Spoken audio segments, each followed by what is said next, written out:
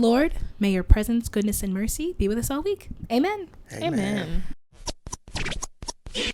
Ladies and gentlemen, are you ready?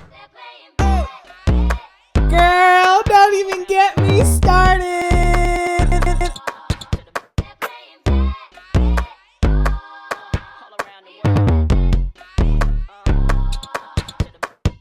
Hello, everyone. Welcome to Girl, Don't Even Get Me Started, a women's basketball podcast. Yep. There's a bug in my face. I'm sorry. We keep going. The show must go on. We keep going. You don't even cut this part. Okay. Hey, Tempestt. Hey, Stephanie. And hello, Brian. Hello, ladies. Hey, Brian. I don't know. I'm sorry. I don't get to do this much banter. We're so excited to have you. I'm excited to be here. This is going to be... You have been talked about on this podcast so many episodes. They are finally hearing your voice. Let me in. I am here. You got in the club. Y'all, we have a most special guest with us this week. Our friend, Brian Smith. We'll introduce him in a second. But if you've been a listener, you've heard about this little group chat that we've got with the three of us, chat about all our women's basketball stuff. Girl, yes, get them started. And Brian is a good friend of ours. We all worked together for a long time. Now we've made it out of the school friendship, and now we're all real friends. Unless... Wait, we just now started to get the real friends? No, we're all friends. No, but now that we all don't work together, now it's like, oh, we're actually friends. No, I thought y'all was my real friends 2 years ago. What happened? I've been your friend. I think this is... Remember when I told you when we awakening. first met and you were mean to me and I thought you didn't like me for a year? No, that's how... He does that to everybody. No, like, that's how you know you cool. And yet, we were not cool. Well, you weren't cool because I made that one joke that we're not going to talk about that I made. And I was like, oh, wait, she really don't play. Okay. Brian is the friend who picks on you first. And he makes you think that he hates you. Because bullying makes you better. Okay, please. Whoa. We cannot say that on the podcast. No, not like cut. Yeah, there you go. That's not gonna make it. I tried. 37 seconds in. But Brian, would you go ahead and introduce yourself? Tell us about who you are, what you do, and tell us how you got involved in basketball and then women's basketball. All right. So my name is Brian Smith, native Athenian. I work for the local school district here. I'm also, like, we all worked together at one point. Then, they decided to venture away from me. But, neither here nor there. Let me see. I'm also an assistant coach / quality control director for a basketball team here in Athens, Georgia, Seashore High School. One of the, a great basketball program, great tradition. Man, you just put it all out there. Yeah, all right. I have to. Like, I love my Jaguars. No, that's right. So yeah, I have always been a fan of basketball. I played basketball when I was in the fifth grade. A little bit of fourth, and definitely really a little bit of fifth grade because, this is my villain origin story a little bit. Oh. Let us hear it. I'm going to keep names away from this, but I played for, I like to call it daddy ball now. I played for a coach whose son was the point guard. And I was at a gym that was right down the street from McDonald's. And this is very important to the story. And so I didn't get the ball. This was a co-ed team. The ball never swung my way. Mm-hmm. We lost. I left that day, went to McDonald's, and I haven't stopped since. And so I no longer played basketball after that. Mm-hmm. Always continued to watch it. Always been a fan of it. Studied the game. Loved the game. I got into women's basketball. I'm not gonna say right. They launched in '96. I might have started watching in 2008. Okay. And now I'm not the best and the most avid WNBA fan, but I truly feel it's it's the purest form of basketball. Mm-hmm. Because, and one thing that's not realized, I want to say, I guess, about women's basketball, they don't feel like a lot of people try to say it's not as many athletes when that is far from the truth. Because to be a professional athlete, even to be a collegiate athlete, most times you had to specialize in more than one sport. Mm-hmm. So, like, a lot of times I always tell people try to tell you, oh, you got to specialize in this from this point forward. No, play a lot of things. It helps you with different sports helps you with different things. All right, coach. So, yeah, so I love to watch the WNBA. A lot of great talent, a lot of great teams. I'm going to make the announcement now before she does. Don Staley's going to win another national championship in South Carolina. Period. And when Philadelphia launches their team, she'll probably be the head coach there. Whoa. And Asia will be the centerpiece of that team. You have just made a lot of statements here. Drops the mic. I agree with the first one. What? You think Asia Wilson will lead the Aces? Yes, because I think.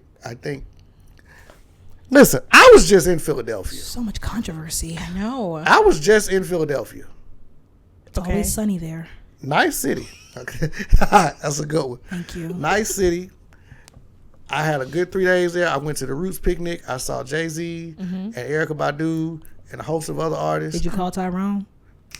No, I had to leave early. I don't forgot. want to. That's the thing. I couldn't stay for the whole Erykah performance because I had an early flight the next morning. Hot dog. I have a question for you, though. Yes. Okay. Your villain story started 4th, 5th grade when you played basketball, but now you coach for your school, right? Correct. How does that make you feel when you're coaching 4th and 5th graders playing basketball? Oh, most importantly, I try to make sure that everyone's involved, no matter your skill level or whatever, because at the end of the day, you're kids. And like that's lost a lot of times when people are coaching kids because they think that kids are elite at a young age. Right. And some are really, really good.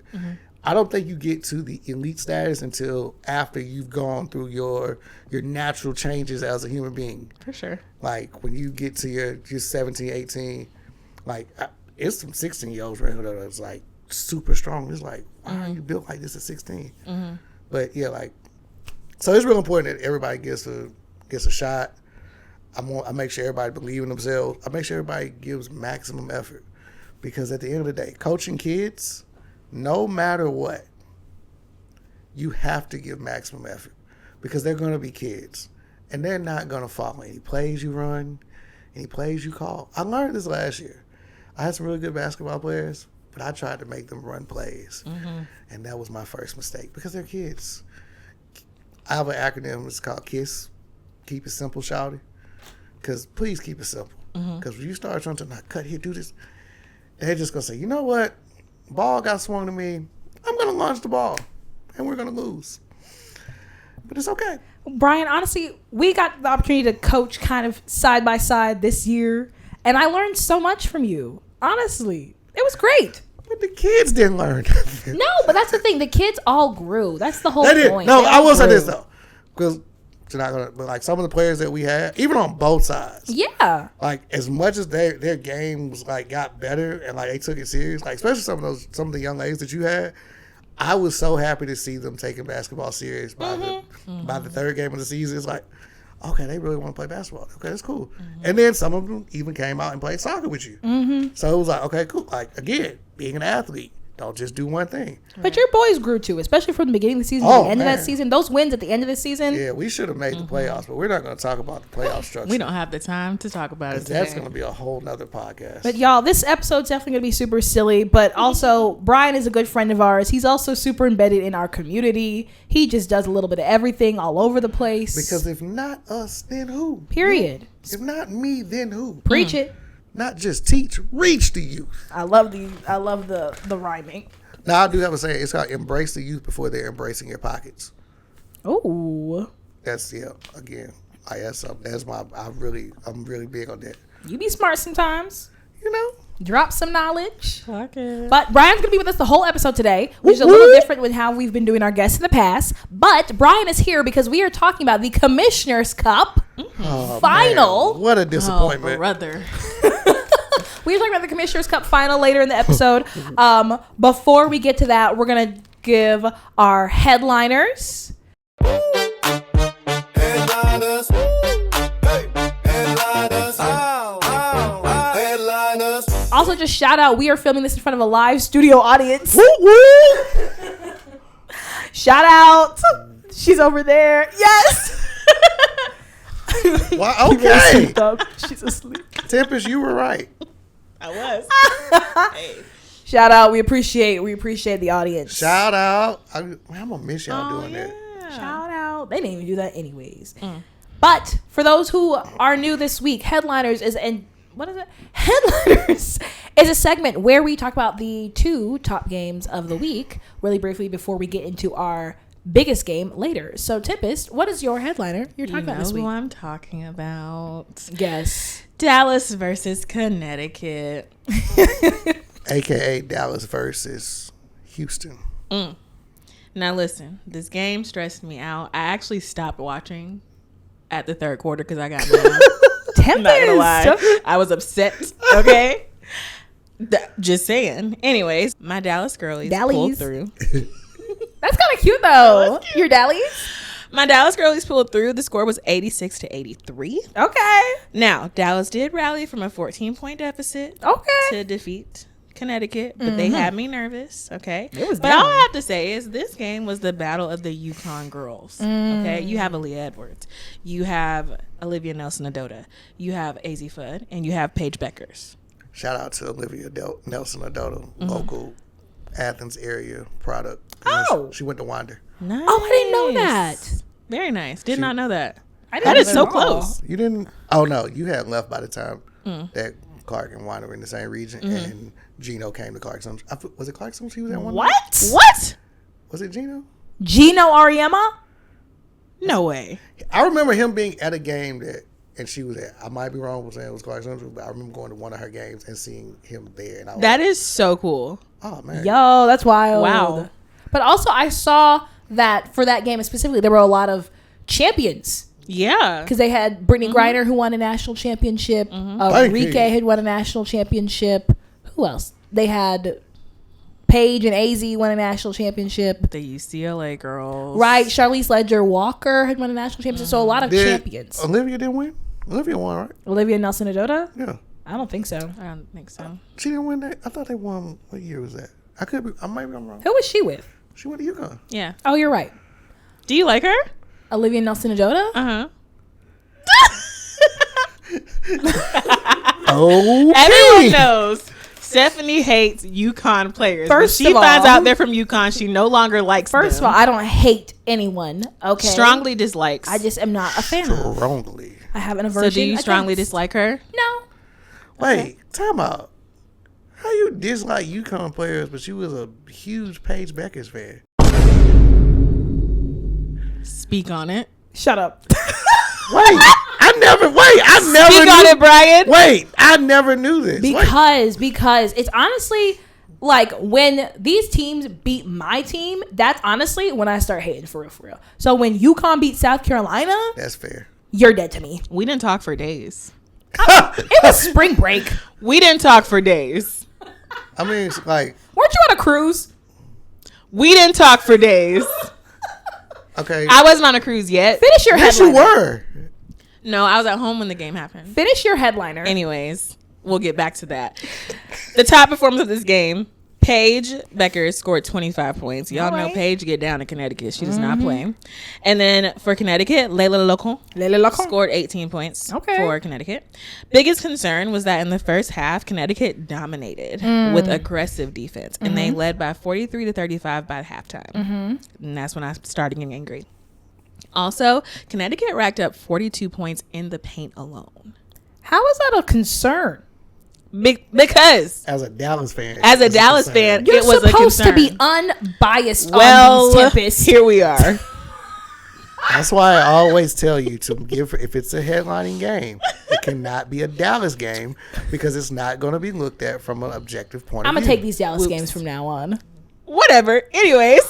No, I don't want to do But that. here, the Wings had a little bit of some undisciplined defense, okay? So. Which, Let her finish. not too much, which allowed Connecticut to go to the free throw line 35 times. Oh my gosh. And Dallas also had 14 turnovers, which Connecticut turned into 19 points. Man. So now you see why I was a little stressed. Okay? The turning point of this game, honestly, fourth quarter. It was a fourth quarter run. Paige scored 11 of her 25 points during fourth quarter, including a beautiful step back three that gave Dallas the lead. I'm sick of her in these 3-pointers that give them the lead. I will never be sick of them, ever in life. Okay. Now I will say Aaliyah Edwards, she was fighting back, which is why I called it UConn on UConn crime. Also, I like Aaliyah Edwards. I love Aaliyah Edwards. I've always liked Aaliyah Edwards. And she really was coming hard during this game. She Yeah. fought back, just wasn't enough. For a star check, Jessica Shepard for Dallas, she got 14 points. Arike had 9 points. Alana Smith had 11 points. Good for her. She was showing up. And then for Connecticut, Charlize Ledger Walker scored 14 points. Okay. She kind of, now a few episodes ago I was like, why is she out there? But she showed me why. There you during this go. game. I was like, okay, here we go. Brittany Griner had 13 points and 11 rebounds. And then Olivia Nelson-Adota had 11 points and 8 rebounds. And then Aaliyah Edwards had 11 points. Alrighty. For my biggest takeaway, I said that Connecticut is better than their record suggests. You Yes. know? They can really go toe to toe with some of the top teams. They It's can. just, when you look at their record, you're like, oh God. But when you watch them, they play with an intensity. Paige is exactly who she thinks she is. She's Paige Beckers or Paige Buckets. So You know what I've been saying? When she gets selfish, mm-hmm, she needs to do more of that, okay? Take that ball. for sure. Yeah. Maybe you got Paige the Bomber. I don't know. We got to give it Paige Buckets. Maybe we'll stick with Paige Well, Buckets. you know, for my TikTok, I said Paige White Chocolate Beckers. And I think she would love that. Jason Williams is going to sue you. I just want you to know that. And I just want it to be known, I told her not to do it, sir. We do not own any of these names. No, we don't. But, okay, shout out Dallas. You know. You were rooting for them to lose. She So, always is. We don't like UConn or Dallas. But you know who Got I it. do like? Do you see the trend here? You know who I do like? AZ Fudd. Now. She didn't used to. I like AZ Fudd. She didn't score a lot last night, but she was still, her plus minus was still pretty good. Okay, good. But she only scored 4 points. So Okay, but she still contributed. So she still contributed. shout right? out AZ, love Aaliyah Edwards. You know, I like some of these UConn people. Some, except for that one. Sure. Anyways, what's your headliner game? So I have to talk about this game. One, because y'all know I need to talk about all Atlanta things, but two, because we're recording this on a Friday and there aren't a lot of games to talk about. I'm talking about the Washington Mystics versus Atlanta Dream game that my poor Atlanta Okay. that my poor Atlanta girlies lost 81-76. And the worst part about it is Sonia Citron wasn't even playing. My God. No, the worst part were the refs, but that's neither here nor there. We'll talk about that. Top performers: Ryan Howard, 24 points, 5 steals. Nice. Should be killing them. And on the Mystics side, Shakira Austin, she had 21 points, 9 rebounds, and 3 blocks. Killing it. For the Mystics, in terms of biggest concerns, they had 28 turnovers. They've been bad with turnovers. It's a real issue. That's why Ryan Howard was able to get so many steals. And Jordan Cannon got to her 400th career steal because they had so many turnovers. Biggest concern for Atlanta, everything. Everything? They shot 36% from the field, 22% from the three, 61% from the free throw line. They got out rebounded. They had, well, okay, I'll give them, they had more points in the paint. They had half as many bench points. So, yes. Okay, to be fair, who's coming off the bench to give them a... Because where's my girl Isabella? And we'll talk about it. Like, Where's Borlase? Isabel Borlase had a not great game. She had 3 turnovers quickly. Oh. It was not Atlanta's best game, unfortunately. But they did lead for a portion in the second quarter. However, the turning point is the second half. The Mystics just came out with an intensity. They were chipping at Atlanta's lead. They took the lead in the fourth quarter and then held on to it till the end. So, good for them. Wins. Honestly, this Mystics team, they really are showing that internal drive, that grit, and the ability to come back in the face of a deficit. So they're killing it. Star check. Resilience. Yes, thank you. Mystics' Kiki Iriafin got 14 points, 10 rebounds. Michaela Onyenwere had 4 points. So not 4? Yeah, Oh no. not her best game, Yeah. but they have a deep bench. Okay. so, I have a question. Yes. Do you like Michaela? Onyenwere? Yes. I mean, she's okay. Okay. Did she go to UConn? No, but because you said you don't like people that are affiliated with people that beat you. She's the UCLA assistant coach. Oh, you're right. So I didn't know. But I like the fact that she like coaches I do and too. also I think that's does so cool play. that she does that. I know. What they say? Get your money, sis. I love that. Exactly. For the Dream, Alicia Gray got 17 points. Angel Reese had 13 points and 13 rebounds. And got fouled 9 times. That was not called. Jordan Canada had 10 points, 7 assists, and Naz Hillman had 5 points. She was coming off the bench. Okay. So, biggest takeaways. The Mystics are a team that can compete actually for a decent championship run this year. For real. They have beat the New York Liberty, the Minnesota Lynx, and now the Atlanta Dream. They can compete on a high level with these top teams. Don't count them out. Don't count them out. They are definitely one of my sleepers. They're definitely one of my sleepers. And the biggest takeaway for Atlanta is actually if they don't make serious adjustments to their offensive scheme, they will not make the playoffs this year. I'm not even talking about a decent championship. I'm talking about make the playoffs. And that's crazy because, of course, they were one of the early favorites to be a contender for the championship. So if they don't make the playoffs... The unfortunate thing is, as we've gone on through the season, we have seen all of these other teams grow and get better, and we have not seen any change on the offensive side in Atlanta. Yeah, I agree with that. So, unfortunately, I think they've been trying to let their players figure it out. They haven't figured it out. And so, I need Coach to come in and really change things up. Because if we don't see a change for real, we're not making it. This offense we were going isn't working. I will say this though, like since they're approaching the midway point of the season. Yes. So I know like what we like I'll say with our players on the high school level, like we are really big on because there's preseason play, there's regular season, but we have region play. We'll have some non-region opponents and we're working things out. And even when we start region play. We start that early in the season, but we always say by January, we want to make sure that we've turned the corner. So that's like the second half of the season. Yeah. So hopefully the second half of the season, we can see Atlanta turn the corner. Maybe. Hopefully. But if they're not turning the corner, I would say there's some pause for some concern there. But and I hate that because they came out so strong in the beginning of the season. They did. So I hate that because they have a really solid team. Very. I'm gonna save my all-star thoughts until we talk about that. Because we will. Because I'm very, very. You got feels. Very. But y'all mentioned the refs for this game. Speak on it. So okay, this is my thing. 1 minute they're hollering that they don't want the league to be so physical. The next minute they're saying it's too physical. But I don't see the refs being more consistent. Like, do the refs not hear this? Kathy, are you talking to the refs? Kathy, are you talking to the referees? No. Are anybody talking to the referees? The thing is, they have meetings. Are they all showing up? What are they doing at the meetings? These are good questions. I don't know. Maybe they'll let us in on a media pass. Let's send them an email. Please. From girl, don't even get me started at gmail.com. But here's the thing. I know they mentioned the referees in the post-game presser. Jordan Canada was very upset about that. And, anything Jordan Canada is upset about, I am also upset about as well. But. Okay. But the thing is, they called it. If you look at the numbers, they called it consistently. The Mystics had 22 personal fouls. The Dream had 23 personal fouls. So if you want to talk about... The Dream was short about 7 of those because Angel Reese was getting hacked. That's fair. Like, I am a huge person, like, let them play.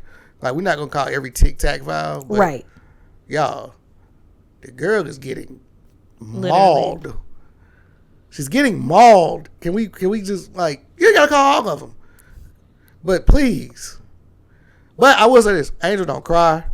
She don't take her ball and go home. She come back the next night and she get her rebounds. I do need her though to she gets kind of upset in the moment in terms of turning to the ref while the plays are still going on. And I'm like, look, friend, once the play stops, you can express it, but we've got to get back. The game has moved on. Your team needs you down the court. That's my only thing. I'm never upset when they're talking to the refs, expressing their frustration in a respectful manner, of course. But like, girl, the game has moved on without you. I personally don't mind, and I'm talking about the professionals, if they're not saying it in a respectful manner, because if I'm getting hacked, I don't have anything respectful to say. Now, the other night, Olivia Miles, I was a little concerned. When she went with that ref, I was like, wait, we're going to see it. We're going to see it. Because I was like, okay, restraint, self-restraint, good. Because what was she upset about? I missed it still. Okay, so are we all in agreement that we all confused? Like, yeah, I don't what know happened what she's upset about to make her that upset? What game are we even talking about? The Lynx and it wasn't Dallas. Who were they playing? Olivia Miles went up to the ref and she was like, I think it was Dallas. That was on Sunday, right? Oh, yes. The one we almost talked about. Yeah. oh my God. There was a lot happening during that game. Listen. Even Paige turned up during that game. Yes. When Paige told Ogre, when she told White what chocolate you gonna Beckers. do? Yeah. What you gonna do? Yeah. I love that mess. Anyways, at the end of the day, the refs are going to do what the refs are going to do. I don't think we should spend too much time talking about them when there's issues in this Atlanta team. Like, we continuously see the same stuff week after week and no growth and development in our offense. We can talk about the refs all day long until we are blue in the face, but it's not going to help you if you're not able to get in a position to score. Coach Dee Frazier, shout out to Dee Frazier. She used to always say, she would tell, she used to coach the JV team at CD some years ago, and she would tell those boys, hey, you can't beat the refs. Go bust the clock. There you go. Like, hey, score the ball. Put the ball in the hoop. You won't worry about the refs. There you go. So shout out to Frazier for that, because that is a true statement. Because we're not gonna sit like, I don't like the back and forth anyway. Yeah. Because it's not gonna make them say, you know what, you're right. Let me blow my whistle. Well, I seen him do that for Michael Jordan one time. I did. I guess it's Mike. AJ, use your power. But or the other one. But come on. But yeah, like, hey man, just go get a bucket. Go score. Put the ball in the hoop. And Yeah. I mean, it's kind of like my brother used to complain all the time about how his teachers didn't like him. And I'm like, look, at the end of the day, you're going to let your biggest op get in the way of your greatness? Do what you got to do. I mean, if they are in control of the greatness, I mean. But even so, your teacher cannot like you all you want, but they can't deny your test grade. True. I know some teachers. We're all educators. And two, we've all gone through school, so we know how this works. And that is why I do the work that I do, because it has been some teachers that I was like, you know what? You just don't like me. Can I finish my analogy? Sorry. I told you, I care about them kids, man. That was personal for me. I felt that one. I'm sorry. Go Anyways. Never mind. God. No, I'm sorry. Goodness. Y'all, you start pulling at my heartstring when we were talking about the advocacy. Anyways, by time this episode comes out, Atlanta will have played again on Saturday. I'll be at that game. So I'll let you know what I see. I'll see what questions I can ask the coaches that are good and respectful. I'm still learning the rhythm, Okay. Trying to ask good, healthy questions that get to the root of the problem. Yes. But like also, you don't want to be rude. I think you should just go up with your suggestions. Just make a list and take it to Carl. And you won't be invited back if you do that. So let's not get too excited. It couldn't hurt. It might hurt, but Hello, Carl. Here's everything you should change. Listen to me. I know. I played basketball in 4th grade. Start with that. Did the ball get swung your way? Because it showed them get swung my way. Come on. We only had 5 players. You never got to sit down. No, we were really bad. Our coach, she didn't coach us. Me and my sister were. Love that. But I was like a defensive player. Okay, that was our thing. Our team never scored more than. I'm sorry. It just.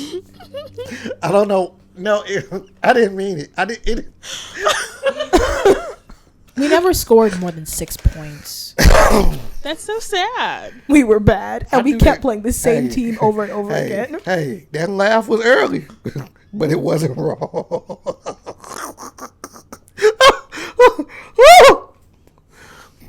But you know what? Those did y'all play 4 quarters?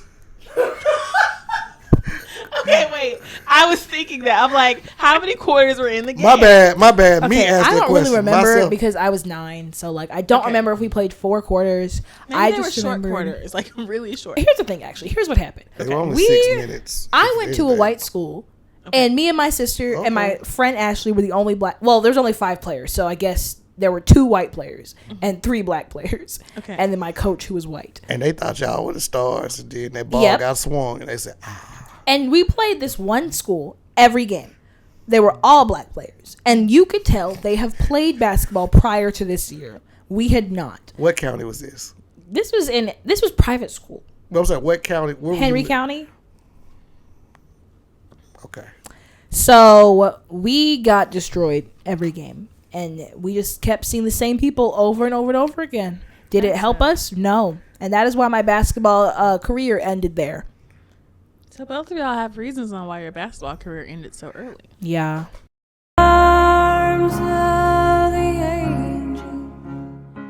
Anyways, friends, if you're a longtime listener, we normally go into the league polls. However, as I mentioned, we are recording on a Friday. We ain't got no league polls for y'all today. There aren't that many games that have happened before we've recorded this today because it is the holiday weekend. We've talked about all of them at this point. So we are going to skip the league polls and go right into our segment, The Film Room.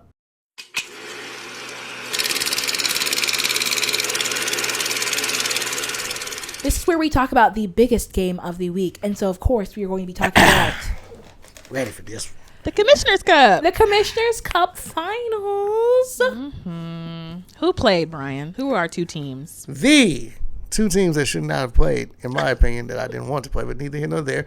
The New York Liberty and the Las Vegas Aces. I was really hoping the Dream would get there, but I wanted the Dream and the Lynx to play. Ooh. I did. I was a Dream and Lynx guy. Okay. I don't support this Lynx team. I understand you don't, but let me tell you something. Olivia Miles, exciting, okay? Oh, for sure. Very. She's Okay. a villain and she likes it. Rookie she's good at of it. the Yeah. year. Oh no, there's no And there's I no don't- competition. I don't. Now, what I don't like, though, is they try to, like, to compare her and AZ, and it's like... I don't as think a- they should. Yeah, it's not fair because I really feel like this as a rookie or first time. Like some people are going to get to the leagues or whenever you go to any next level, somebody's going to shine right away, but the other person isn't. That doesn't mean that that person is a bad player. But I also think they're on 2 separate teams. Like, she went to a team that was very I established. feel like if AZ You know? went somewhere else, she would have Right. more of a bigger role. Right. But I mean, she's just in Dallas, and And they're still building. after Enrique and Paige, hey man, get it out the basket. But that's also kind of the point of the whole Rookie of the Year race, though. It is to inherently compare the rookies True. and see how they're performing and stuff. So there is an element of Yeah. comparison naturally built in. I But just don't like how they try to do just AZ. Right. And because Lauren Betts out there. Right. yes, she is. What's my Awa Cody fam. McMahon. Alva fam? Thank you. I love Cody McMahon. Let me I tell you love Cody. something. Alva fam. Flaujae. Yeah. Didn't they We have got some another good rookie rooks out on there. Seattle? Dom Malonga's a second year. Yeah. Okay. Yeah. But yeah, so like, let's talk about everybody at the same time because everybody has their struggles. Yeah. Flaujae is a surprise too. Now I will say she is a dark horse. We're gonna see what the second half of the season does. I'm excited to watch her. But hey, You say she's a dark horse because you've always said she's inconsistent, but we been knew Flaujae about that life. Now Flaujae's been about the stats still say she's inconsistent if you look at the numbers. it. She's always been a dog. But if you scoring 24 points and doing it on 23 shots, I mean, We don't talk about. Never mind. Let me not get messy. yeah, but like you get what I'm saying. Like, and I'm not trying to say like, but that's everybody. And I look at stats for everything that everybody does.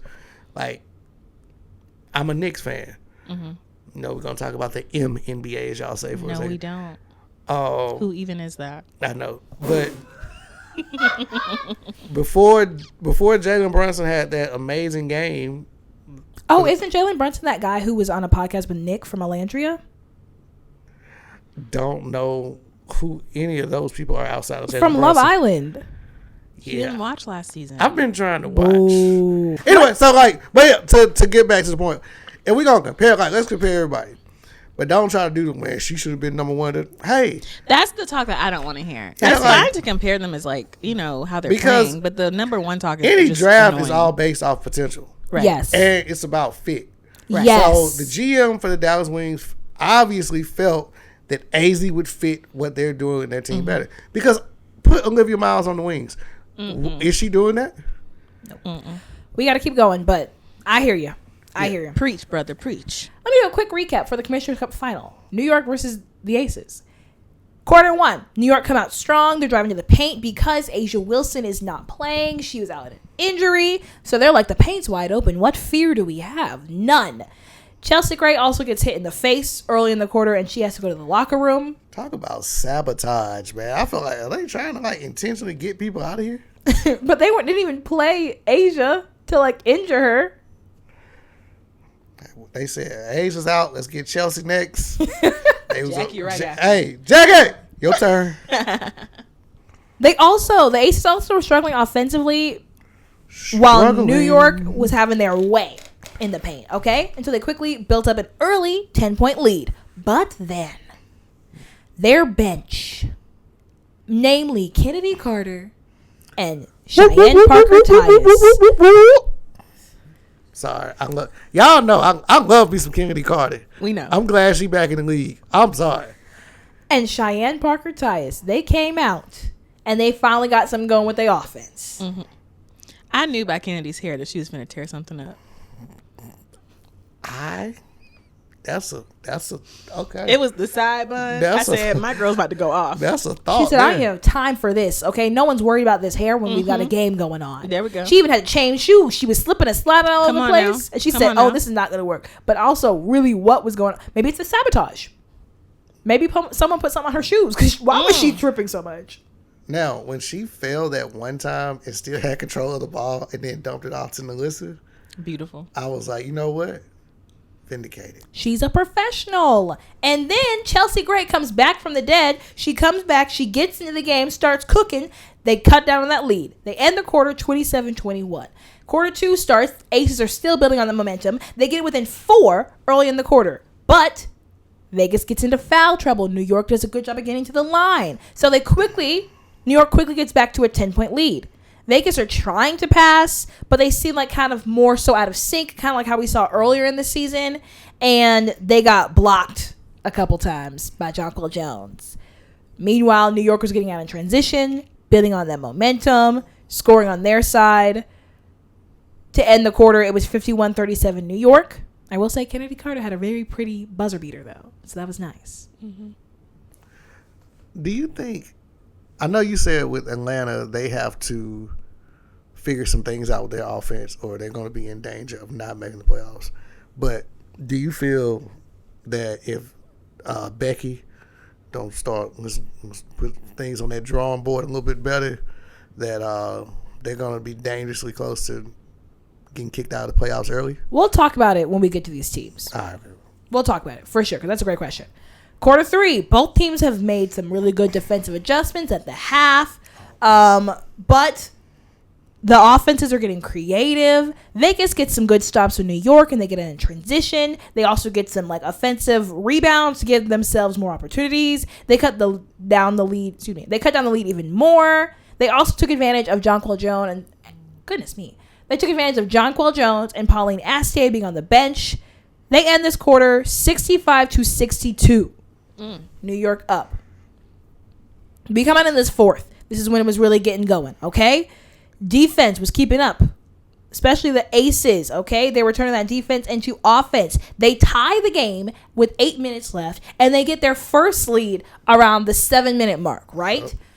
But this New York team, unfortunately, are proven champions.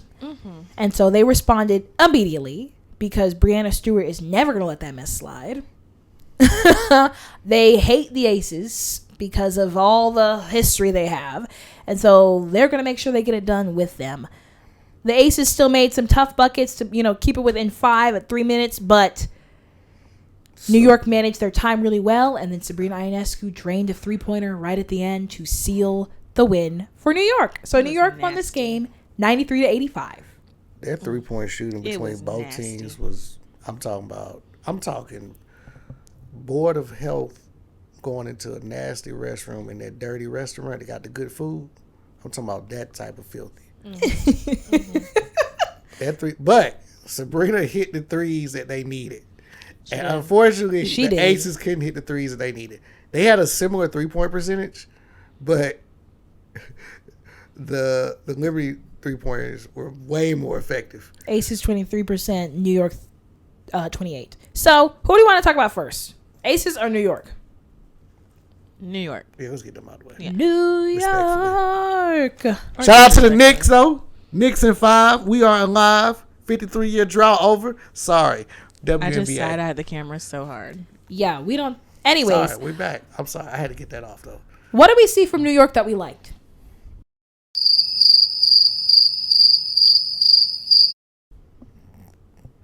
I don't like them that much, so I don't have a lot to say. No, I'm kidding. No, I'm not. No, you're not. Nah, you're not. But listen. I'll go first then. Yes. Okay, y'all. I'll feed off Here's you. the thing. We may not like this New York team. You know, it's not that I don't like them. Natasha Cloud is gone, and a lot of the heart has left with That's it. what However, I don't like. Because how y'all not going to bring my girl Tasha back? Yeah, they also fired Sandy Brondello, so And what's the new guy's name? no one knows, and we're not going to look into it. Okay. Because I don't care. Because I was So like, sorry to New York Liberty fans. I just that kept calling him bro. That man that coaches the Liberty team. He Buddy old pal. Who? Buddy old pal. I don't know. I'm just making up a nickname. But the thing is, I like the way this New York Liberty team flows. I love the way they have those extra passes, that ball movement. It really is good team ball. That's why I wanted to know the coach's name, because I feel like is the reason that they're playing that way. But I think I agree with you. You see good movement with this team, and you can tell when their bench comes in that they are following a scheme in their style of play. And it's not oh, thank you for saying that. Rebecca Gardner. Rebecca Gardner, y'all. Listen, not many points, but she was effective in what she did. Yes. And facilitating in the flow of the game. Rebecca Gardner. That's just one thing, though. This New York team has a good bench. I mean, the thing is, even in this game, Satu Sabali was on concussion protocol, so we didn't even see one of their best players. Thank God she was out, because it might have been a bad day for the Aces. But they have Maureen Johannes, who comes off the bench. They have Rebecca Gardner, who comes off the bench. They didn't get to have Betnijah Laney Hamilton, but she's a fantastic player. So they've got a really good bench. They have a strong team. This team and is stacked. there's no drop off. That girl from China, Han Chu? Yeah. Mm-hmm. There's no drop off when anybody comes in, and that's important, especially if you want to be a championship level team. Mm-hmm. Right. You can't have that drop off when you're getting your players coming in off the bench. And they did struggle a little bit when John Claude Jones was on the bench, but they were able to make up for it. And they normally have, I don't know why they didn't play Han. She definitely is a huge asset for this team, and she's a really great presence in the paint to just help. What's the word I'm saying? To help deter people from going and driving in the paint. She's a true rim protector. She is. But they do have a good bench. But I just love how fluid their movements look. They look like they've honestly built good chemistry. I mean, so many of them have been together for how many years at this point? Yeah. But yeah. And they don't have a lot of rookies. They never really do, though. They have Pauline Astier. And that's it, right? That's it. They don't have if I'm not anyone mistaken, else that's a rookie. No, yeah, it's just her, and then who is this other girl? Marine. They do have one more. Marine Fathot, I think, a French player. She doesn't play much, right? No. Yeah, that's what I was like. So you do have a very experienced team who's been playing together for a long time, so they've got a rhythm. So even with a new coach, who it seems like has honestly not come in to change too much, which is, I think, a good thing. Mm-hmm. You've got this still consistent flow. It's still New York basketball. They play in transition. They play with pace and intensity. They like to drive to the basket, but they still have that beautiful passing and that chemistry that helps them find the extra or just get the extra pass to the right person to help them score. So it's really pretty basketball to watch. Beautiful basketball movements. And that's why I say I feel like the coach DeMarco, he has come in and he hasn't tried to change their games. Yeah. He's tried to enhance their games even more, and that's very important. Yeah. I agree. And then one thing I just noted was their positioning. I do think it just comes again with experience, but I think they position themselves so well. Like they just know exactly where the ball's going to go, and they're able to box out so beautifully or like make the right block. And they really have the perfect positioning to help them get out and transition how they like to. They're just so seasoned. I'm going to be the guy. Be the guy. And ask this. Ask it. Are we on pace for a Liberty Lynx championship game? No. You don't think so? In the past, 5 games, the New York Liberty won one of them just against the Aces. So they play some of their best basketball against the Aces. I mean, I get it, but that's what I'm saying. Like, because, hey. That is one thing, though, I think is maybe consistency's sake, And I was like, well, let's look at for the Commissioner's Cup, how they were able to beat the teams at the right moment. Yes. To secure that spot. Yes. So, again, it makes me wonder, are we on pace for a Liberty Lynx championship game? But, no, I honestly, it is, again, consistent. Because we're seeing some of their best basketball against the Aces, but they're getting beat by teams like, what is it? The Mystics, So. Cool, but if we can get past them, and because And if everyone is healthy. If everyone is healthy. Yeah. Because what are they, like the 4th team? Yeah. We didn't even read the standings. That's how chaotic we are today. Okay. But then we have how much has changed? Hasn't been that many games. You're right. But what are New they? York is number 5 right now. Who's 4? Atlanta. Who's 3? Golden State. Oh man, I had Golden State in New York. Oh, my bad. Shout out Gabby. So, and then that's the thing though. This New York team played well, but remember, Asia wasn't on the court, so they were able to dominate in the paint without a key player of this Vegas defense. And we see when they play a team like the Washington Mystics, who have huge post players. Hate to be that guy again. Be that guy. But even with Asia on the floor, I felt like it would have been more competitive early. But I still think the Liberty could have pulled that game off. Because I will say this. Stephanie Talbot, nothing. Well, we'll talk about the Aces later. But you got to know, talk about the New York Liberty. Yeah, but I'm just saying, like, I'll throw it in there when we talk about it. I'll wait. I'll hold it. I'm going to hold this thought. Sabrina Ionescu, what we seeing from her? Everything. Ballin'! She's doing exactly what she needs to do, and I hate it. Put up 26 points this game, 5 I rebounds, hated 5 every minute of assists. She was throwing that rock in the ocean, okay? Man, what? I also live for her reactions. Like, She's a fired up player. she has the reactions of like a proud dad. With the yes every time she scores, and I'm like, stop doing that. It's I mean, annoying. she did what she needed to do, okay? The Tiger Woods golf fist There pump. it is. That's it. Yeah. That's it. Yeah, that was it's a reaction, but it's not like too crazy. Right. She didn't have her best, I think, 3-point shooting night in terms of percentage, but Efficiency, no, but effectiveness. she got them when she needed to. She started off really strong with 3 in the beginning, and then that makes the Aces have to adjust to guard her up high. She was able to blow past the defense and drive into the paint. That hand got hot.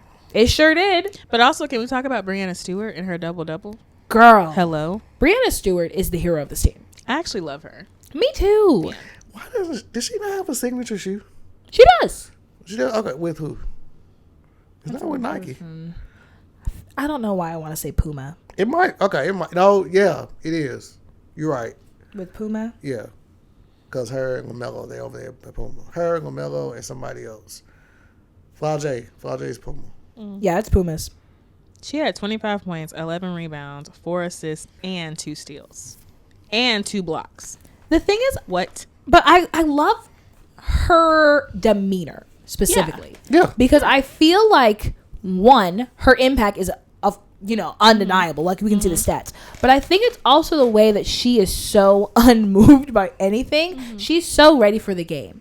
And so when I talk about, like Angel Reese, like, I need you to keep going. When Breanna Stewart has a call that she doesn't like, She just keeps going. Exactly. Yeah. Because you don't have time to have those kind of reactions when the game is still going. And I love the way that she does not let anything in that arena deter her from her goal. Right. And I think it brings the calm that this team needs to stay focused and keep going. And that is why she's a multi-champion, multi-time champion. She knows when to react and when not to react. Because the thing is, if Breanna Stewart is having a reaction, you know it is. It's bad. Serious. And she's still going to wait till that ball stops, till the game stops. And then now I'm about to really, like, let you know that. But we've talked about this. I mean, look, it's that UConn training. She's a UConn player. But who did Angel Reese play for? The person that reacts the way that Angel Reese reacts. So, That's fair. you learn some of that discipline. And, Paige is still learning some of the ref conversation. That's baby Diana. But note that she also, when we were talking about this Olivia Miles stuff and Paige was getting chirpy with her, you don't see that from Paige often. No. But it was, and I really feel like that was Paige coming to the defense of her teammate. If I'm not Yes, mistaken. it was. So it's like, yeah, for sure. all right, no, I'm not going to let you keep doing this to my teammate. She was really It's never fed like up. a self-centered Paige thing. It's she's going to stand up for her people. But she also has a relationship with Olivia Miles, so that her saying that didn't cause more of fighting. It actually caused Olivia Miles to be de-escalated. So, I thought about that too when she was like, what you going to do? It wasn't like a, what you going to do swing. Right. Yeah. It was like a, girl, what you about to do? right. No, for Stop. real. So, Stop. you can tell that there's certain players who have that demeanor of, I'm going to get this job done no matter what. And you see that with Breanna Stewart, and it grounds her team. And I like seeing that kind of leadership in her. Sabrina Ionescu brings that fire, that drive that we need, and Breanna Stewart brings the calming presence. Yep. It's a great duo, too. It is. I hate to watch them. I mean, And they Jonquel combined is for the over enforcer. 45 points. Jonquel is the enforcer. Hey, We talked last week about how Natasha Howard has that firm face that makes you kind of nervous. Jonquel is right there with her. yes, for sure. And the thing is, her presence would be enough to deter anybody from the paint. But the fact that she was just blocking stuff left and right. Get that out of here. She finished the game with, I guess only 2 blocks. But Breanna Stewart had 2 blocks. Leonie Febish had 2 blocks. So, the whole team was It's a block blocking. party. So, Okay. Anything else we want to say about this New York team? Nope. yeah, we can move on. What'd you say, Brian? We can move on. What'd you say? We can move on. Yeah. Let's talk about this Aces team. Oh, brother. All right. Now, to ask my question that I asked 20 minutes ago that's probably going to get cut. Okay. Now, do you think, because earlier you said that Atlanta is in risk of not making the playoffs, do you feel that if Becky doesn't, pull that drawing board out and get to drawing some things offensively for the Aces, do you feel that they are in danger of getting an early exit from the playoffs? Nope. Now, Tempest, how many times have we talked about the Aces this season? Too many. And do you think Brian might have known that? Had he listened? I listened to the ones that I was in. That was so sad. I'm so sorry. Wow. Don't cut any of this. This guy sucks. That was me. That was me talking and not myself and I. I'm so sorry. So sorry. Anyways, but yes, we've talked about the Aces a good bit this season. And We have the same thoughts. yes, They're going to do what they did last year, where they are playing like hot garbage in New York, and then here they come sweeping it. but also we've even seen the Aces make adjustments from the beginning of the season. Yeah. Yes, they're having issue because the core of their offense is out. So of course they're going to have a lack of offensive fluidity because they've been building up a fluidity all season and that was taken away. And then Asia also mentioned that she has to get back into the flow of the game. Right. So she said it takes it a while to realize, okay, I'm playing basketball again. So you're right, okay. And also they have Kennedy Carter this season. Woo. She is a weapon. Now they have her, but she keeps having all these illnesses and I these know. DNPs. I'm about to go cure her myself. There's nothing wrong with her. They just not playing her. I'm just going to check her. No, they absolutely play her. But it's just when it's time to play her. But I feel like it's getting to a point where Kennedy Carter is a dog. Yes. And that's a dog you got to let off the leash. You do. I agree with that. The girl lost the ball, fell, dribbled, got back up, and dumped it up. You can't teach that effort. But here's my question, though. When you say they don't play her, what do you mean by that? Are you saying as if she's coming in off of the bench? Is that your concern? I feel like sometimes they're not letting her, because she's not gonna be perfect, tomorrow. And there are some times that it looks like she's about to she might have hit a wall. Mm-hmm.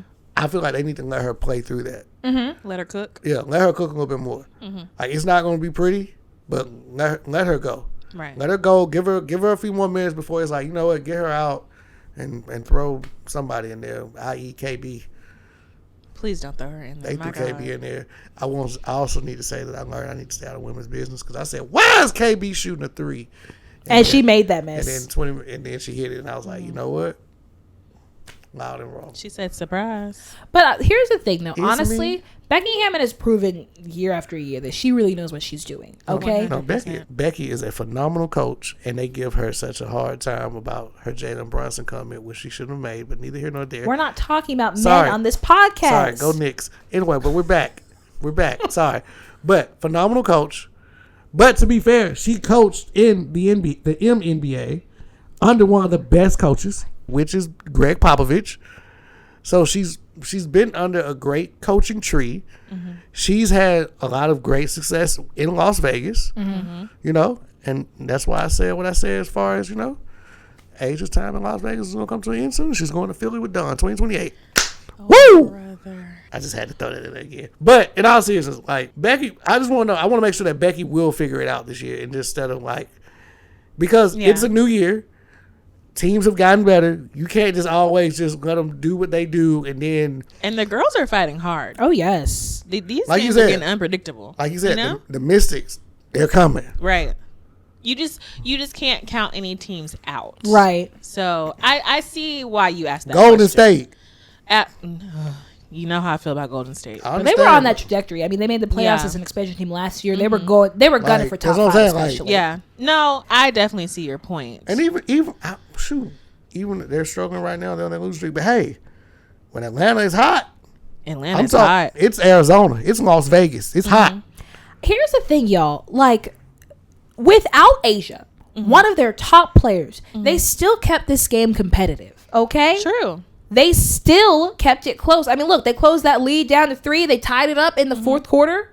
They struggled on some of the defensive plays at the end, which is what helped New York get that win. Right. But even so, they still had people come in off the bench to make great plays for them. And so without the greatest player in the league, who consistently puts up 20 points a game and is one of their biggest offensive producers, they still kept it competitive. True. So I don't know why we're talking about how they're not going to be competitive, because they're already showing they are competitive, even in this game. It's not, but I'm just saying, though, the playoff is a different animal. Of course it is. So, they rise to the challenge every playoffs time. This is why I said they're the WNBA version of Kada, because they may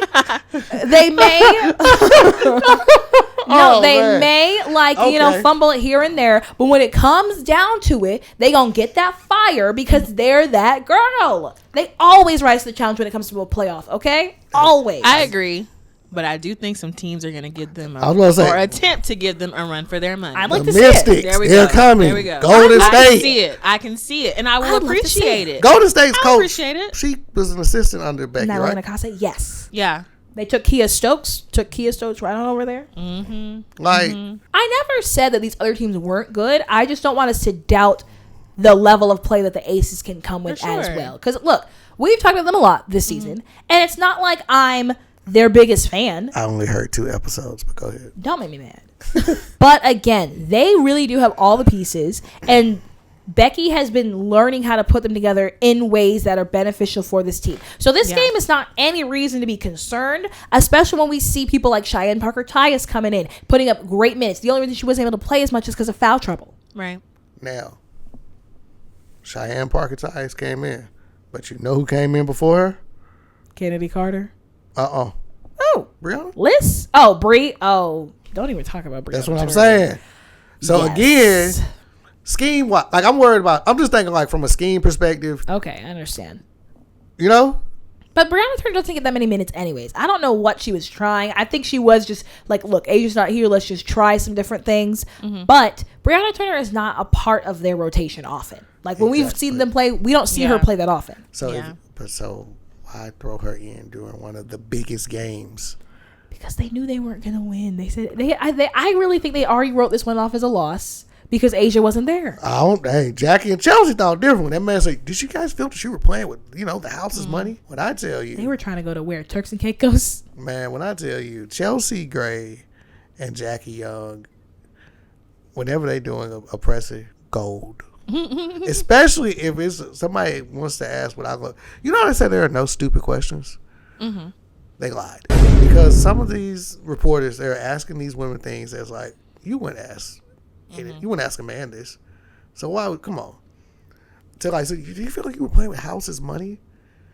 And they're like, what? Here's the thing about this Aces team. We knew that Asia wasn't there, and we knew the guards were going to have to come through. But they did. Jackie Young put up, over 30 points in this game? Jackie did. Chelsea had some moments, but Chelsea got hit in the face, and she came back in and still ran this offense. They were lacking offensive fluidity until she got back in the game, because she's not always going to score, but she definitely will facilitate and run her offense effectively. The name of the game is putting the ball in the hoop, though. But you got 5 people on the court, and as long as it gets done by someone, you're good. So if you're doing your job right and they score because of it, why are we complaining? Touche. I ain't got nothing else to say about the Aces. Stephanie Talbot, what were you going to say? Keep her on the bench if you're going to give me 13 minutes of nothing. I agree. Here's what I think about Stephanie Talbot's starting role. I generally think that Jewel Lloyd and Kennedy Carter do better coming off of the bench as in terms of themselves. Like we saw Jewel, like last season, she was like, hey, try me coming off the bench. And she was great. So I do just think that they like coming off the bench. And so they're like, hey, let's just put in Stephanie Talbot for the first few minutes so we can have our best people come in after that. Take her right back out, though. My God. Get her out of there immediately. Anything else about the Aces? Nope. Good luck the rest of the year. I'm rooting for you, Aces. Not to win at all, because I want to win. I said, do I need to, me, myself, and I? Yes. Specify. Me, thank you. Myself, and I. Love it. Stephanie is rooting for you a little bit, Aces. Tempestt is not. Ryan? I like the Aces, but I don't know, man. Minnesota. No, man, they might be doing the electric slide. I told her I don't hate watching Minnesota. It's electric. They're good. Olivia. I hate watch them. Like, you know how people hate watch stuff? Yeah. No one said we hate hopefully we get, no, like I do hate watch. Hopefully Fee is back into the fold sooner. She's been practicing. So she was at practice. Yes, she has been practicing. Yes. She's at practice. We get feedback in there. Olivia's doing what she's doing. So let's do Culture Corner. For those of you who are new, Culture Corner is where we talk about, some stuff that's going on in the general women's basketball world. We don't always do Culture Corner. I can't wait for this topic because I hope y'all are about to talk about what I wrote down to talk about. Go ahead. And we will be talking about it. The All-Star starters have been released. Ooh. Man, in the words of Bubba Dub, trash. And let me read for you who are the starters. Well, not all trash, but right. So we've got Aaliyah Boston, Kelsey Mitchell, Paige Beckers, Jessica Shepard, Caitlin Clark. Trash. Bro, let me finish. Sorry. Caitlin Clark, Brianna Stewart, Natasha Howard, Gabby Williams, Olivia Miles, and Asia Wilson. What are your thoughts? What's the Indiana Fever record? In the standings, they are currently the 7th team. Okay. And they got 3 starters. And then Atlanta is number 4, and they have 0 starters. Love Paige. But Dallas is what? They're number 6. Okay. Atlanta's number 4, and they have 0 starters. Is that what you're getting at?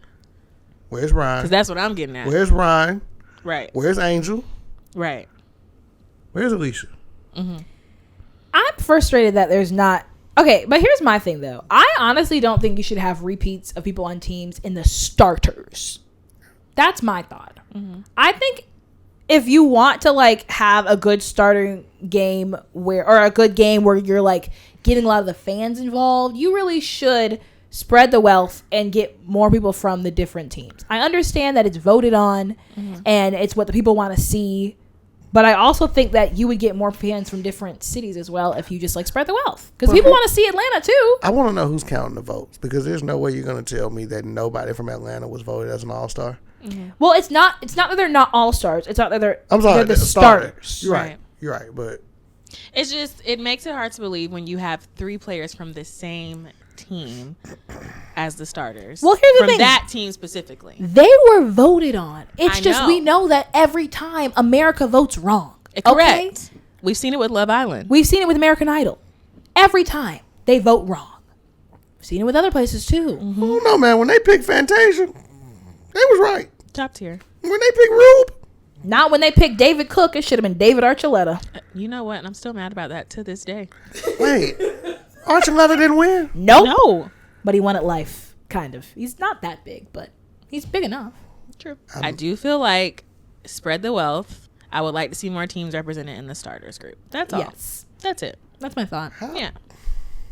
How do you feel, Brian? I just don't understand how. And I'm like you. 3 people from one team. That is excessive. That's the 17 in the league. That's excessive. I don't know why you're that surprised. I mean, but this is my whole thing. That's what I'm saying. Who's really counting these votes then? The thing, no. They've been leading the voting the Man. whole All-Stars. Some of them can't. I don't believe it. They've been leading the All-Stars the whole time.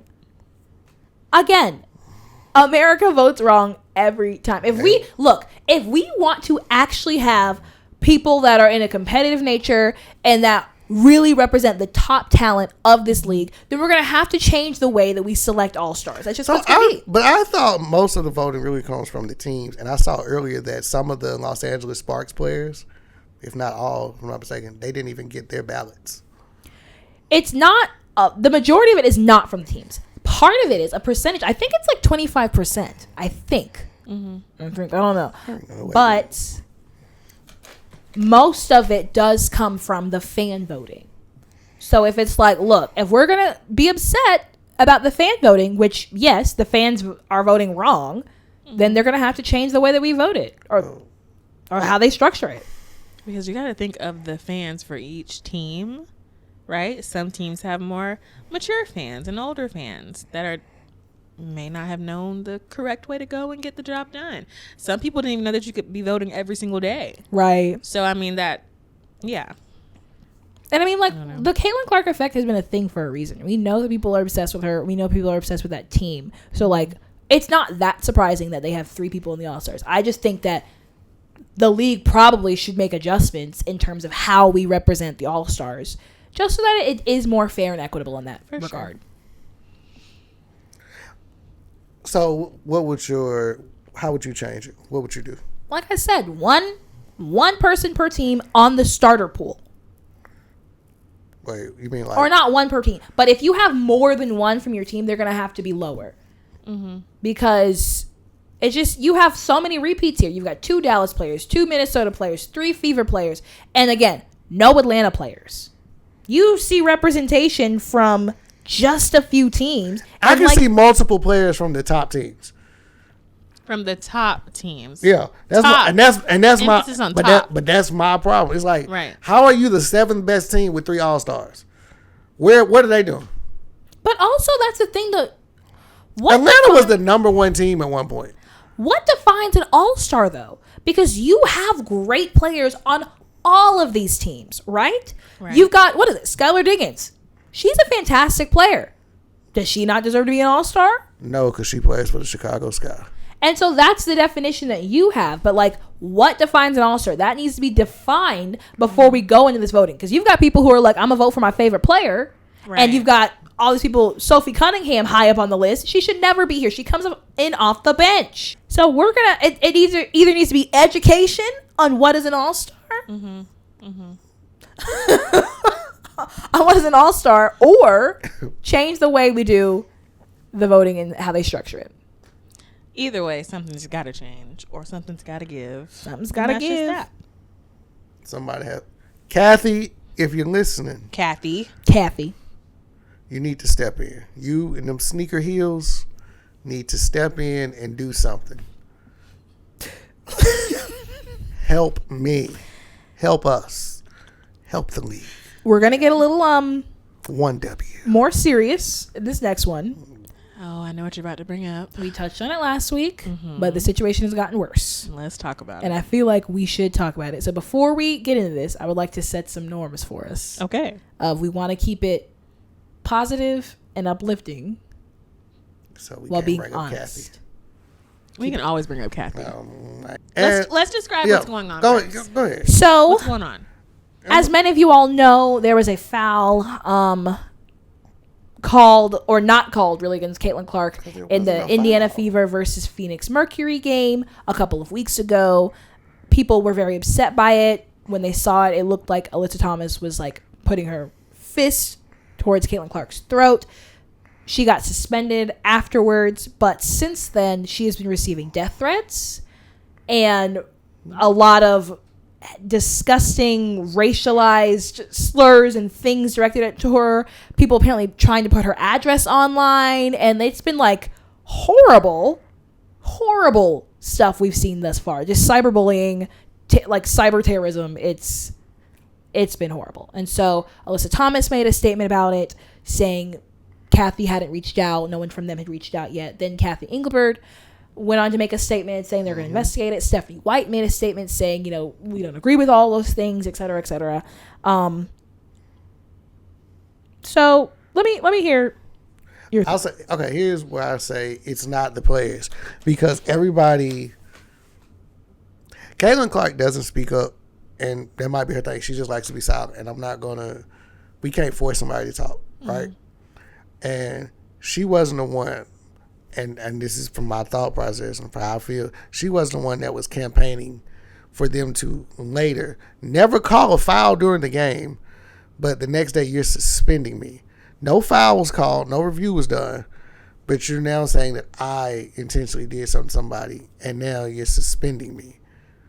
And from that, everybody started making all these statements. Oh, we got thank you for protecting our players and all this good stuff. But it's like, we can't. No. Me personally, I don't feel that was a foul, because we know how AT is. We know how Alyssa Thomas is. we do. Intentional. If she wants to get on that time, She will get on that time. she's not going to give you a cheap shot. Look, I'm not the first to ever You be a gonna Alyssa know. Thomas fan, but I agree. You're going to know. Right. So for them to wake up and like, wow, we're going to suspend her for a game. And then to just leave her out to dry like that, because I feel like the WNBA made the statement by suspending her. Then the Indiana Fever made their statement by posting what they posted online, supporting it. So therefore, Stephanie White, lovely coach, but you can't come back later and say, well, no, we don't support that, because that means you don't have your hand. You don't understand the pulse of the league yourself, because you don't see what's going on. Because I personally, again, not throwing anything out or saying anything about Caitlin Clark, but some of the people that are her quote unquote fans, I don't even think they're real fans. I think those are people that have agendas, and they want to try to they use her because she doesn't say anything. And so you don't see these people, they're going to do mean things, because she is the quote-unquote face of the league now, which is crazy because Asia Wilson is right there. But hey, neither here nor there. And yeah, for Stephanie White, we don't support that. No, well, you shouldn't support it by not saying anything to begin with. Yes. The issue here has continued to be a lack of understanding, whether it's willful or unwillful, on how systemic racism works. Yep. Just straight up. We knew it because we talked about it last week. We knew this was going to happen. We knew exactly this was going to happen, because the things that they say and the way they were talking about this with a black woman at the center of all the negative conversation, we knew this was going to turn vile. We just knew it. But like I said, you can't come back now when you started initially. And you were a champion for this. You supported this. Right. No. You knew, or if you didn't know, that's where your ignorance comes in. we have to understand how this system works. We know that there are a host of people, especially in today with this political climate, that there are a host of people that use Caitlin Clark and that Fever team, like you said, to push forth their white supremacist agendas. They use her as a funnel for their racism. And she cannot control that. But where their responsibility, especially as people who have this kind of privilege and platform, lies, is in that they have to be careful to protect their fellow black players in the league. And they know, or they have to educate themselves in how some of the rhetoric they say or the words that they say are going to lead to more of that hate speech. Or, and we talk about this all the time, Paige Beckers is a perfect example of an ally.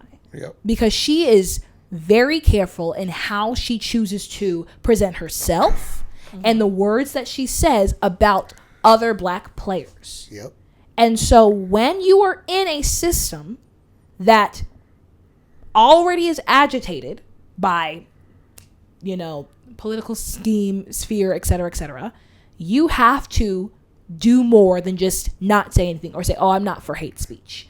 You have to, one, make sure that you are talking about your black players in this league in a positive, uplifting way. And two, make sure that you are not using language that will incite more hate speech and violence. Because, it's like you said, it absolutely was going to cause more flame to fire, and it did. Yeah, like, for them to release statements, that was totally uncalled for, in my opinion. Because for them to release the statement and then to try to backtrack, in a sense. Right. I'm like, well, we don't want this. You knew that was going to happen. And then for you to not know that was going to happen, that means that you're being very dense and you're not focusing on what's actually going on in this league.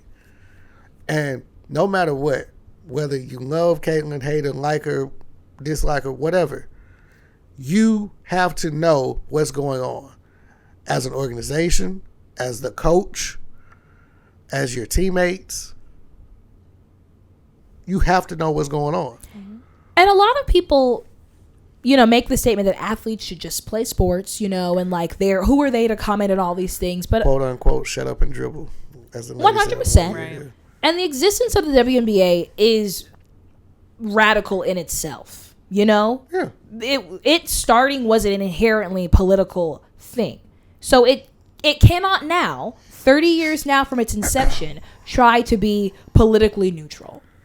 Especially now when you have so many racist people using a team and a league to funnel and fuel their own agendas. If you want your league to give 2024 an example. I don't know if y'all focus on the WNBA then. They took more of a stand than anybody. Yeah. Right? And for them to have that big of a leap and for them to be that far ahead and making sure that equality is something that was preached, for them to allow this to happen as a league, I think is 10 steps back. Because if anything, if there was no foul called, and if it's that big of a deal, I feel like, Kathy, why can't you just call? I would call Alyssa. Say, you know what? I can't prove this and that, but I'm just gonna let you know we're gonna watch it more this year. But for them to go straight to, oh, you're suspended. When you look at that play in slow motion, yeah, it can look bad. But when you look at it in real time, it's like, okay, what happened? She's falling. Like no stoppage or anything. Right. So, yeah, I don't highly disagree with that. I definitely highly disagree with any type of hate speech and doxing people online. Like, and to send death threats to people. That's so 94, guys. Grow up. It just gets so ugly. And I hate that. Yeah, grow up. Grow up, because then also these people they get their thumbs and their fingers and they get to moving and they become warriors. But y'all know y'all won't say that in these people's face. And I'm not That's not cool. And I'm not going to say I don't feel for Caitlin Clark in how much pressure she's got. 100%. Like, that's a lot. Yeah, that's what I'm saying. That's why I said take the players out of this right now. This is everybody else that's doing this. Like, I'm not going to get on Caitlyn today. It's not even about Alyssa today. But I will. Because I do think there's a responsibility that she has been abdicating for a long time. And I'm not trying to say that she has to be this social justice warrior. But it's kind of like this story my mom tells me about my sister, about how she used to hate being an oldest. But then when she embraced it, she leaned in to become one of the best older siblings she could. And at the end of the day, it's not a platform that she asked for necessarily. Right. She wants to play basketball. She wants to be the best basketball player she can be. She didn't ask to be this famous, this popular. But now that you are, you have to recognize the influence that you have. And you can either use that influence to do something with it or allow others to speak for you, because at the end of the day, someone is speaking, someone is using your name, and you can take more control of that agenda and that narrative, or you can continue to allow others. And that's the argument I've always stated about her. You can't take away her talent, but I just wish that in some more moments that she would just speak up. And I think that would save it a lot of how far it gets if she was to speak up. Now, like you said, she doesn't speak up. Maybe that's not her jam. Absolutely understandable, but you have the platform, use it. That's all I'm saying. Use your platform. So basically saying the way that because I will say she will campaign hard for a foul. She will. Well, on the court, she doesn't make a lot of statements off press conferences. That's what I'm saying. So basically, we're saying that as hard as you go on the court, we need your voice to go just as hard off the court. And I'm not saying be like a keyboard warrior, but you know that these people, if you know the people that are speaking for you or using your name or using it in the wrong way, speak up on it.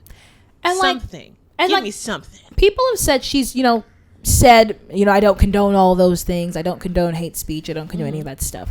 But I don't think, this is where it comes with that mentor. She needs people in her life to teach her what activism looks like. Because sometimes her silence is loud. Silence is a tool of the oppressor. Silence is too loud for me. Martin Luther King spoke on it. You're right. Yeah. So you can't always remain silent or even say these like very politically correct statements where it's like, no, of course I don't condone hate speech. Of course, we all know you don't condone hate speech. Who condones hate speech? Right.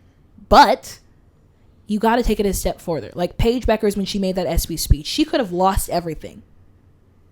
I mean, it was a more politically advantageous time to speak on Black Lives Matter moments, but see, that's and I'm trying not to go down this road of like saying what it is, but she's able to do that because she's Paige Beckers. If Angel Reese makes that speech, we're looking at Angel dropping in the draft. We're looking at Angel. But that's why allyship is so important. It is. That's why these white players have that privilege. And of course, it's not always their responsibility to. But if you want to make a difference in the lives of your Black teammates, just in the world in general, if you really care about me, if you really want to, you know what I'm saying? Because you care about my culture. You are embedded in my culture, and so in doing so, hey, run your mouth. Let's talk about it. Yeah, and that's why Paige Beckers, like you said, is who she is. And yeah, so hey, Caitlyn, God bless you, God bless Alyssa, but at the end of the day, we need more. And actually, this is perfect. This is our perfect transition into God Shot. It's a God Shot, God Shot. Because I was trying to figure out what to talk about. And it came to you, didn't it? It did. Absolutely. Because shout out to God. That needs to be the new sound. Shout out to God. No, absolutely.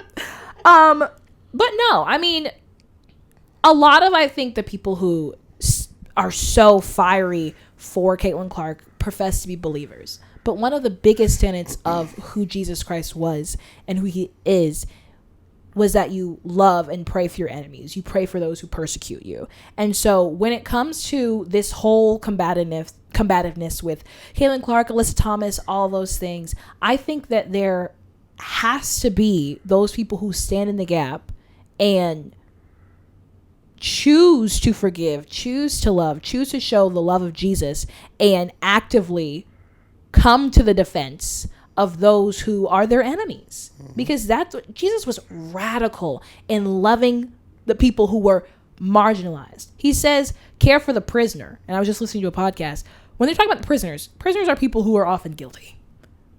So we're talking about caring for, loving for, praying for people who have not done great things.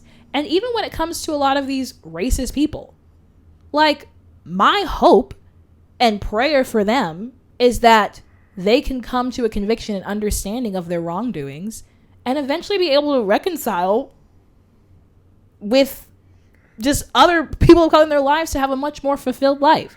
So I just think in how we talk about people and how we carry on in this league especially, it's loving our neighbors, loving our enemies, which they're not enemies, of course, they're all in the same league, but understanding that they are all humans deserving of love, and that to really be truly Christ-like is to love your neighbors, pray for those who persecute you, pray for those who are your enemies, and move forward. I will always say, don't give people the reaction that they expect from you.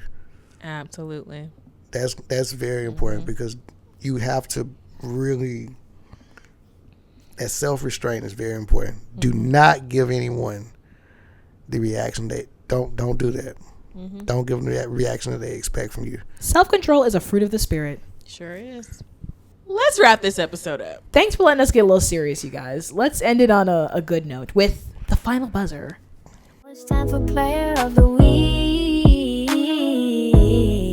Who's got player of the week? Brian. Kennedy Carter. Hey. Come on now. Kennedy. Tell us why. Because Kennedy came in and she delivered the spark that the Aces needed to get them back into the game. Kennedy Carter is my player of the week. I love it. I love it. Love to hear it. Right? All right. But who's yours? Paige Buckets. That's a good one. This is the second week where she has came in clutch for her team in that fourth quarter, right? She scored 8 points in the game last week in 1 minute and 12 seconds. And then in this game, fourth quarter, she scored 11 out of her 25, helping her team get that win. So, Paige Buckets. I love it. What's your joy of the week? Joy of the week. I've got a couple. Okay. Because I felt like we really needed to talk about some joy, just to summarize. You gotta this. be joyful. We do. So, of course, even though my letter girlies lost, my girl Jordan Canada got her 400th career steal. Alicia Gray made her 1,500th career field goal. Georgia's own Alicia Gray, guys. Where is she from? We have talked about this. She's not Swainsboro. What is it? You're right. It is Georgia. We have talked about this. You're Is she right. Swainsboro? There is a big mural in downtown of her. Where? Yeah, Swainsboro. Yeah, Swainsboro. Yeah. Shout out to all the Swainsboro Right. people. Who from? If you're from Swainsboro, I love you. Thank you for listening. So upon further research, we did realize that Alicia Gray is actually from Sandersville, Georgia, not Swainsboro. But still, shout out to the Swainsboro people. Y'all are awesome. Because we shouted out Swainsboro. Watch this be the most listened to episode we have because Brian's on this. I'm sick of you. Anyways, I also want to shout out just like the general growth of women's basketball. By the time this episode will have come out, 30 years. well, yes, for the 30 years. WNBA. Come on. Absolutely. Come on. But also by the time this episode will have come out, I'll have gone to this event, this AEBL women's basketball event in Are you Atlanta. going to ABL this Are you going? ABL. Listen, Lady Street Execs. I think they were the champions the last 2 years. Okay. Was it Georgia Fight? They got some. You're gonna enjoy it. Okay, I'm excited. So I will say this, and this is a tangent. I know we're gonna go off a tangent. I know we gotta wrap it up. But listen, sometimes they have like they'll get some of the really good high school players to come out and play too. Yes. So I don't know, but there are a couple of young ladies. One goes to Sandy Creek, one goes to Monroe, I believe, not Monroe area, but in Albany. Or is it Spencer? I don't know. It's some girls. There are some girls in Georgia that are hooping. Dawn has offered some of them. I'll give you the names out of this. So it's just cool to get to see like all those ways the women's sport is growing, the community coming out to support them, like more opportunities for basketball players in the South and Atlanta to like be recognized. And I just love that more eyes are coming on the sport of women's basketball. Because everybody watches women's sports. And our last little joy of the week, we hit 750 Instagram followers. You better speak up. Say that again. Why she whispering? We hit 750 Instagram followers. 750. We Thank you. have grown 500 followers in a month. What? Whoa. Because they knew I was coming back. That's it. Look at God. Look at God. And Thank you for Look your at service. God. And our TikTok has hit 2,000 TikTok followers. But for real, thanks guys for supporting us. And Yeah. We wanted just be to- yapping Hold on, too. hold We on. do. Before we go, I'll need to shout out these young ladies though, because they're. I'm sorry. I'm so sorry. We This new segment is called Brian's Shoutouts. We Who gotta- you got? you are not coming back. It's fine. I gotta make it count. It's a young lady from Sandy Creek, Morgan Reckley. Shout out to Morgan Reckley. She has a South Carolina offer. Oh wow. So and some other Division I schools.